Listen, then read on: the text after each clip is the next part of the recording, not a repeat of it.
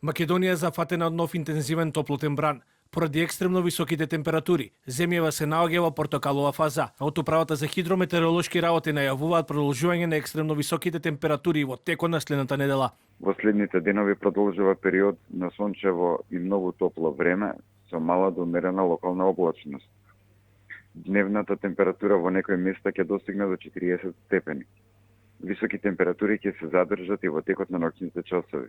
Поради високите температури и портокаловата фаза, земјава се соочува и со зголемен број пожари на повеќе локации. Од Центарот за управување со кризи информира дека комбинирани тимови се активни на терен и интервенираат таму каде што е непотребно. Активни се пожарите во општина Аеродром, во село Горно Лисиче, каде гори ниска вегетација, во општина Илинден на автопатот Скопје-Велес, спроти бензинската пумпа Макпетрол, каде гори ниска вегетација, во општина Босилово, во село Турново, каде гори Стрниште, во општина Крива Паланка, на излезот од градот, каде гори депонија, и во општина Гостивар, во село Смилница, каде гори ниска вегетација, Стрниште и Грмушки. Со пожари на повеќе локации интервенираат и противпожарните единици во главниот град. Од противпожарната бригада на град Скопје за телевизија 24 вела дека екипите се постојано на терен и активно работат на целосно локализирање и санирање на последиците од пожарите. Можам да кажам дека во текот на вчерашниот ден имаме неколку поинтензивни пожари. И тоа еден пожар во населба Волково на улица 102, каде што беше опожарена површина под сува, трева, ѓубиште и каде што поради силниот ветер беше зафатена и една куќа.